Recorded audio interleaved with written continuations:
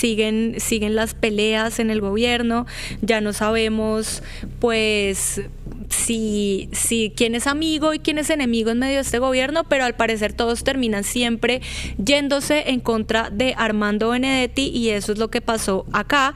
Estamos viendo este enfrentamiento entre Angie Rodríguez, directora del DAPRE, y Carlos Carrillo, que es el ex gerente del fondo de adaptación, que ahora Angie Rodríguez, la directora del DAPRE, es la gerente encargada de este fondo, y pues recordemos que Carlos Carrillo ahora es el actual director de la UNGRD, que también pues ha venido en medio de la polémica del escándalo de corrupción tan grande, el más grande del gobierno, que es este escándalo de la Unidad Nacional de Riesgo.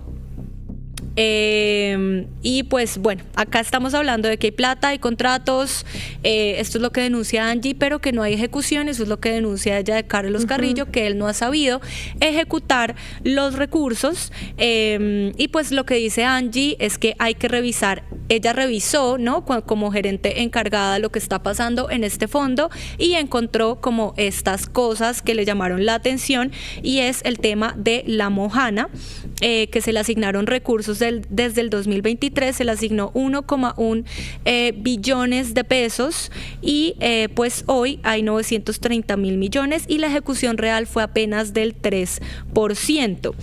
Hay proyectos clave como la Ruta del Arroz, que son 36 mil millones y 0% de ejecución. Otro proyecto clave es la investigación hidrodinámica, que son 17 mil millones que se le asignaron, y 0% de ejecución también por parte pues de Carlos Carrillo cuando era gerente de este fondo. Entonces lo que denuncia Angie es que hay 6 proyectos en total con ejecución financiera crítica o inexistente. Por eso ya dice que pues Carlos Carrillo básicamente no hizo nada, y ella compara que digamos esta ineptitud de Carlos Carrillo vendría siendo también corrupción, porque pues no hablamos de retrasos menores, sino que pues hablamos de plata pública que está quieta y pues no se está destinando, no se está moviendo, mientras el territorio se inunda, lo que es La Mojana y demás. Digamos que el debate sí hay que llevarlo con cuidado. Ella lo denuncia como corrupción, pero pues más allá, por ahora es más como ineptitud y que no supo hacer su trabajo, pero no estaríamos hablando de corrupción como tal. No sé cómo tú lo ves, Mari. Pues yo creo que Angie de pronto un poco tiene este discurso de le están pagando y no está haciendo nada, ¿no? Pero me sorprendió bastante. O sea, yo creo que se están tirando duro entre personas del mismo gobierno. Eso me sorprendió. Además porque él también le respondió, ¿no? Sí, Carlos Carrillo por supuesto que ya le respondió, y ahí fue cuando pues llega, digamos que la figura de Benedetti, como siempre presente en todos los escándalos del gobierno. Tiene que estar Armando Benedetti, el que mueve los hilos, la mano derecha de Gustavo partido, Petro. Me imagino, por Angie. Sí, o sea, Carlos Carrillo lanzó una acusación bastante grave, y es que Armando Benedetti iba a terminar en la cárcel. Eso fue lo que él dijo. Entonces Carlos Carrillo pues no respondió con unas mejores cifras. Digamos que él aceptó un poco su ineptitud en ese cargo. Digamos la ineficacia. Ineficacia. Pero tú, ¿por qué defiendes a Carrillo No, también, no Mari? lo defiendo. De hecho, lo contactamos para tenerlo acá en Nocopio, pero no obtuvimos respuesta de su jefa de prensa, de su jefa de comunicaciones, pero creo que está muy abierto el espacio para que escuchemos qué es lo que tiene que decir Carlos Carrillo. Totalmente, acá por si etiqueten a Carlos Carrillo en los comentarios. Bueno, Carlos Carrillo empezó diciendo algo que me pareció muy chistoso, y dijo que todo esto que estaba haciendo Angie era una táctica que se llama Blitzkrieg, que es como traduce guerra relámpago, y es como una táctica que utilizaban en la Segunda Guerra Mundial, y eran como ataques rápidos y coordinados de fuerzas blindadas, aviación, no sé qué. Entonces pues según esto todo es una persecución en su contra por parte de Angie Rodríguez, que detrás de todo esto está Armando Benedetti, pues generando esta estrategia para atacar a Carlos Carrillo. O sea, él está diciendo como Angie Rodríguez es la que le está, digamos que poniendo la cara por Armando Benedetti, pero detrás de todo esto está Armando Benedetti. ¿Y por qué? Porque es una pelea por el control del fondo, es decir, pues Armando Benedetti querría apropiarse de este fondo por temas, pues por supuesto, de plata y electorales también, pero él no niega ese 3% de ejecución, ese único 3% de ejecución que tuvo mientras él estaba en el fondo, pero pues él dice que eso no importa tanto, ¿no? Que también la ejecución no es un indicador, sino es una urgencia, y que también pues ha tenido muchos problemas para ejecutar ese presupuesto, ¿no? Que le han ponido muchas trabas, que no lo han dejado gobernar, básicamente eso es lo que ha venido diciendo Carlos Carrillo, y ahí es cuando le dijo a Angie Rodríguez que ella era la mandadera de Benedetti, eso fue lo que le dijo. Angie Rodríguez respondió que pues ella no era ninguna mandadera y que esto era una violencia política también en su contra, que Carlos Carrillo era un machista, que ella lo hace pues con toda seguridad, desmiente esta descalificación y pues también denuncia esta violencia política por género, habló de la ley, o sea, mejor dicho, yo veo a una Angie Rodríguez como bastante no sé, como bastante conflictiva dentro de todo esto, como con mucha rabia en las entrevistas que ha dado y demás, pero sí, yo creo que sí hay que pararle bolas a esa ejecución del 3% de Carlos Carrillo. O sea, yo creo que eso no Angie es algo se dio menor. cuenta de que es muy poderosa en el gobierno. O sea, creo que esto es lo que estamos viendo, porque recordemos que hace unas semanas Angie había renunciado al DAPRE y no le aceptaron la renuncia. Es decir, algún papel clave está cumpliendo Angie con su cercanía a Petro, a Benedetti, con su rol en el DAPRE. Digamos que eso es algo que yo no lo tengo muy claro en este momento, creo que no ha sido tan evidente, pero lo que sí ha salido a la luz, o lo que se puede palpar de que, por ejemplo, no le hayan recibido su renuncia, pues es un poco que hay un papel clave de Angie, y creo que eso, digamos, que motiva también este enfrentamiento que ella está buscando, que salió a la luz con Carlos Carrillo, ¿no? Sí, yo creo, y ahí pues ahí hay que esperar. Carlos Carrillo sí debe responder por esa ineficacia, como tú lo llamas, en medio pues de este fondo, porque más allá de pues tirarle vainas a Angie y hablar de que es una mandadera y demás, pues esto sí es verdad y él debe responder. Estamos hablando de que para eso se escogen a los funcionarios, no es como pues yo no hice mi trabajo, pero pues es que Benedetti está usando eso en mi contra para quedarse con el control. No, pues también responde por esa inacción tuya mientras eras gerente de ese fondo. También pues esto se está yendo más allá.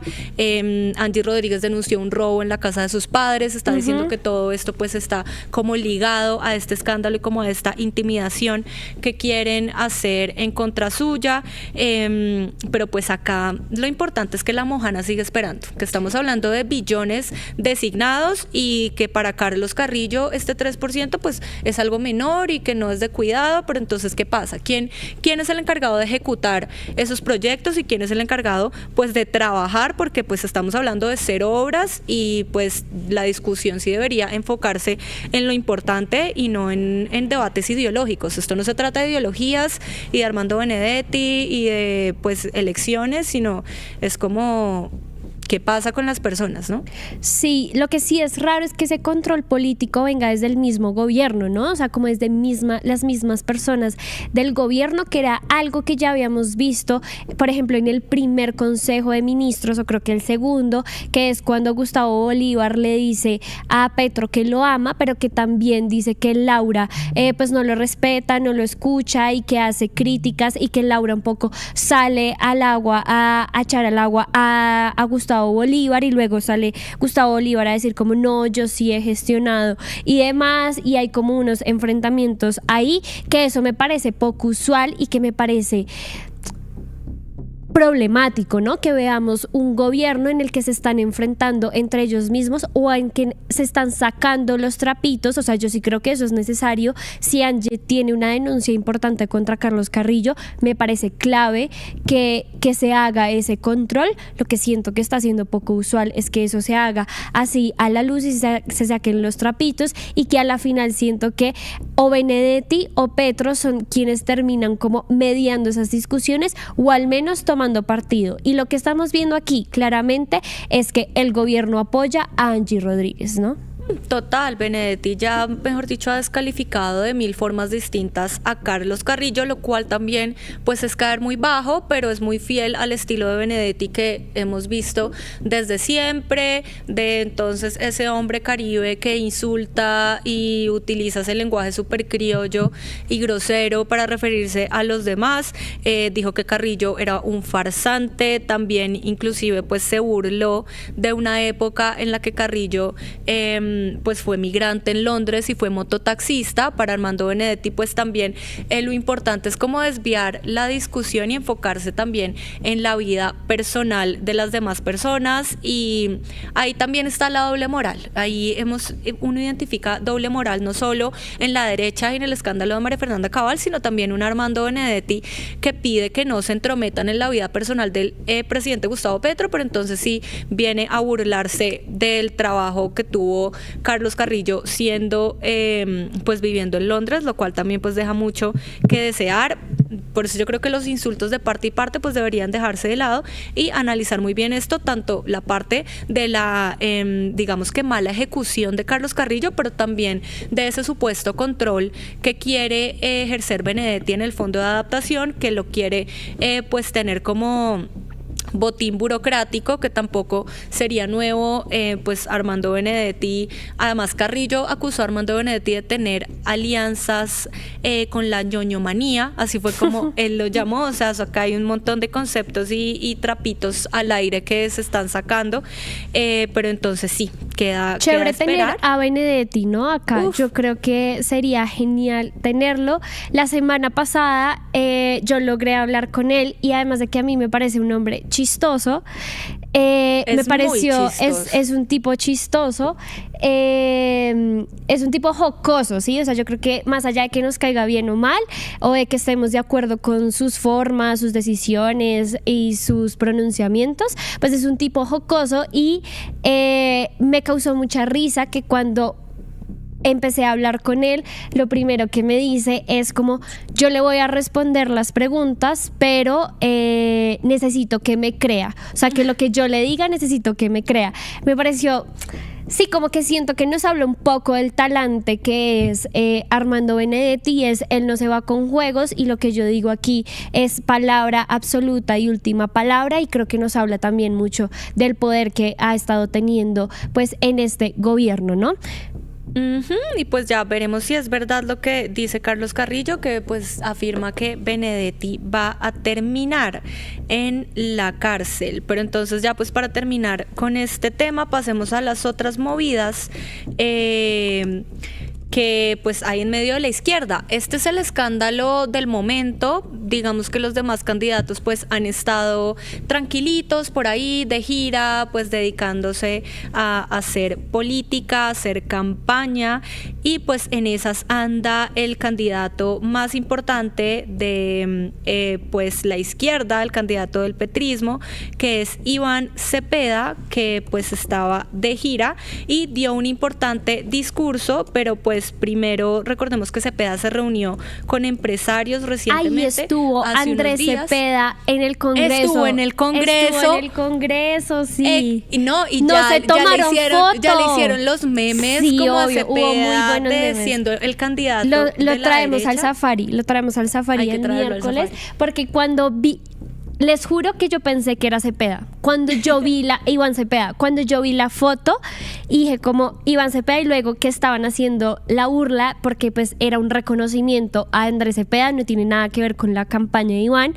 Yo dije, no puede ser que estuvieron en el mismo lugar y como no hay una foto de ellos dos. ¿Pero por qué fue que estuvo Cepeda en el Congreso? Le hicieron un reconocimiento, sí, una condecoración. Pero artista, ¿qué? Sí, como algo de su carrera artística, pero no recuerdo qué. Pero recordemos que en el Congreso también lo alquilan muchas veces, ¿no? Para hacer esas condecoraciones, porque ahí también estuvo una vez Jefferson Cosio y que todo el mundo salió ¿sí? a quejarse porque era como, porque el Congreso está condecorando a este man y era como, no, es que lo alquilan y no es como, no necesariamente, sí pasa, pero no necesariamente siempre son condecoraciones de parte del Congreso, sino que lo alquilan y diferentes como organizaciones hacen pues como los eventos. Bueno, pues igual yo creo que acá opinión personal, esto no representa la editorial del Tercer Canal, pero sí hay una diferencia grande entre llevar a un Jefferson Cosio y llevar a Andrés Cepeda. No, yo sí me peleo por Andrés Cepeda. O sea, y por eso sería como demasiado, o sea, Andrés Cepeda juntándose con Iván Cepeda supera a Mario Hernández juntándose con Álvaro Uribe Vélez toda la vida. O sea, el que no quiere a Andrés Cepeda no quiere a la mamá. Sí, total. O sea, por favor, que nadie se meta con Andrés Cepeda. Aunque yo he visto a Andrés Cepeda con políticos y demás, como sobre todo en la costa, como que es amigo de políticos claramente de derecha, pero pues en este caso siento que me pareció fue muy curioso porque justo para quienes nos vieron la semana pasada hablamos de que Andrés Cepeda e Iván Cepeda estaban perdiendo plata y estaban perdiendo oportunidades comerciales o políticas o lo que sea al no unirse y hacer un eslogan, un jingle, algo, pero claro, pues Andrés Cepeda me imagino no se quiere meter en esos asuntos. Va a tocar etiqueten a Andrés Cepeda, por favor, para que haga una colaboración con Iván Cepeda. Pero entonces, hablando de Iván Cepeda, pues desató una polémica también el tema de que se reunió con empresarios, ¿no? Tuvo su primer encuentro formal con empresarios en el Club El Nogal, bastante gomelo. Iván Cepeda, obviamente esto debió ser para la derecha y la élite colombiana, pues como un poco una cachetada, y pues lo invitó María Claudia Lacouture, que es la presidenta de AmCham, y pues esto fue una relación, digamos que una reunión más simbólica que pues como programática, digamos que no llegaron como tal a un acuerdo o algún plan concreto, pero pues igual esto sí desató una polémica en la derecha bastante grande, que inclusive Álvaro Uribe calificó esta reunión como una traición ideológica. O sea, deben estar que se muerden, mejor dicho, las uñas y desesperados, y pues Cepeda llegó solito, no llegó como a hacer campaña tampoco, no llegó pues como ya dije a pedir plata ni a generar como un plan concreto, pero pues sí dejó claras sus posturas. Y pues ¿qué hizo Iván Cepeda en esta reunión? Primero escuchemos lo que él dijo en medio de un discurso que dio hace unos días y ya pues les comento más a fondo qué fue lo que pasó en esa reunión con empresarios. Encuentros y conversaciones con sectores del empresariado en desarrollo de lo que llamo el gran diálogo nacional. Mi propósito es transparente, que haya un diálogo directo, franco y respetuoso entre ustedes campesinos y quienes han dirigido históricamente la economía formal de Colombia. Esta decisión es tan correcta que el expresidente Álvaro Uribe ni a los sectores de la extrema derecha les ha gustado. Por eso es que la voy a hacer con más ahínco todavía, por supuesto. Uribe considera como parte de su talante autoritario y mezquino que es dueño del empresariado y que se necesita su permiso para dialogar con los gremios. Se equivoca gravemente. Colombia no necesita más odio ni más miedo. Lo que necesitamos es una conversación abierta entre todos los sectores del país. Ese diálogo no puede excluir a los campesinos, a los pueblos indígenas, ni a las comunidades afrodescendientes. Todas y todos debemos sentarnos en la mesa del gran diálogo nacional para impulsar las transformaciones sociales que Colombia reclama. Y yo voy a encargarme de que en esa mesa estén sentados ustedes para que hagan oír su voz y reclamar sus derechos. amigas y amigos campesinos de todo el país y de San Onofre, el pacto histórico del cual soy hoy candidato presidencial es el principal movimiento político en Colombia. Lo es no solo por su fuerza organizativa y electoral, que se mostró en nuestra consulta del pasado 26 de octubre, en la que a pesar de inmensos obstáculos, obtuvimos más de 2.700.000 votos. Su mayor fuerza emana de que está profundamente enraizado en el alma del pueblo colombiano. Del pacto histórico hacen parte los movimientos sociales, el movimiento campesino, los pueblos ancestrales, indígenas y afros, los sectores juveniles de los barrios populares. Tenemos la gran autoridad moral de que en nuestras filas están las y los mejores luchadores sociales de Colombia. Por eso es que vamos a ganar y por eso es que seré presidente de la Revolución Agraria. Eso pues es lo que contó Iván Cepeda de esa reunión con los empresarios que tuvo en ese discurso que dio hace unos días en San Onofre el 13 de diciembre, Sucre. No se tenían muchos detalles de esta reunión. Iván Cepeda dijo que pues en ese discurso iba a explicar y eso fue más o menos lo que él dijo. Por eso estamos hablando de que no llegó como a un acuerdo como tal, sino que en su idea él se reunió con estos empresarios, lo estamos viendo en pantalla, más para dejar como claro que pues él no es un candidato, digamos que guerrillero, y que no es castrochavista. Por eso fue más un encuentro como simbólico, que por supuesto le sirve mucho a su campaña para dejar eso claro, ¿no? Como no soy el candidato socialista, yo estoy dispuesto a reunirme con los empresarios. Se definió como un demócrata en esa reunión, dijo que pues tiene 15 años de experiencia en el Congreso y que siempre ha sido un crítico de la violencia guerrillera, pero que él no piensa renunciar al proyecto político del petrismo, básicamente del progresismo, y eso también lo dejó claro en ese discurso en San Onofre. Que recordemos, marica, San Onofre es una región de las más afectadas por el paramilitarismo en Colombia, Sucre, muchísimas víctimas. Entonces él por supuesto que hizo mucho énfasis en el reconocimiento histórico de las víctimas, en la importancia de una reforma agraria en el marco del conflicto armado que pues despojó a tantas personas de sus tierras, de sus viviendas y demás. En San Onofre hay muchísimos campesinos y desplazados. Entonces Cepeda enfocó bastante su discurso en ese sentido, lo cual me pareció bastante válido, ¿no? Y pues bastante, digamos que y es una región con mucha presencia de paramilitarismo. Yo me acuerdo Exacto. que estuve incluso hoy es una región que tiene bastantes conflictos como internos y de orden público. Yo me acuerdo que yo fui hace como 2 años, si no estoy mal, porque por San Onofre uno llega a un lugar que es precioso en Colombia que se llama Rincón del Mar. Y para uno llegar a Rincón del Mar, pues llega a San Onofre.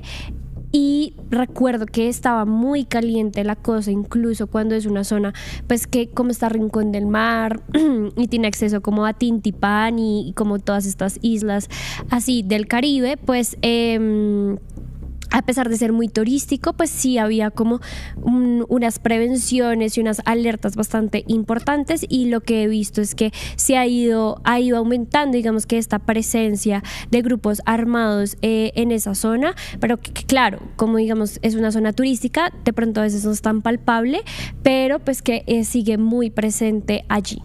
Sí, de hecho también el Centro Nacional de Memoria Histórica lanzó una serie como de cortos en la región, porque sí ha sido de las más afectadas por el paramilitarismo. Recordemos el tema de pues los Montes de María, la presencia del bloque Héroes de las Autodefensas Unidas de Colombia, y o sea, estamos hablando de que hubo una presencia muy fuerte, continua del paramilitarismo en la región desde los 90 hasta el 2012, que pues entró en vigor la ley 1448 de 2011, 2011, que es pues conocida como la Ley de Víctimas y Restitución de Tierras. Entonces, por eso también Iván Cepeda hizo tanto énfasis en la importancia de la reforma agraria del presidente Gustavo Petro y de los beneficios que le ha traído al país en temas de restitución de tierras. En Positiva creemos en el poder de la colaboración, en la fuerza de los sueños y en la importancia de estar siempre presentes. Nos impulsa el deseo de proteger lo que somos y lo que seremos. Positiva, la aseguradora de todos los colombianos. Ayúdanos a seguir con nuestra labor periodística a través de nuestro NECI 310-779-3518. Se está evaluando es que más adelante sí sea para todos. Lo que necesita el país. Pedí que me sacaran de allá. Un agradecimiento a todos por su sintonía aquí en el tercer canal. Métase en la mente de un delincuente, de un ladrón. A una nueva entrega de periodismo sin corrección. Pasión todo locura y estamos muy contentos. De las calles del sur. Digo, la señora, ¿me da un expreso, por favor?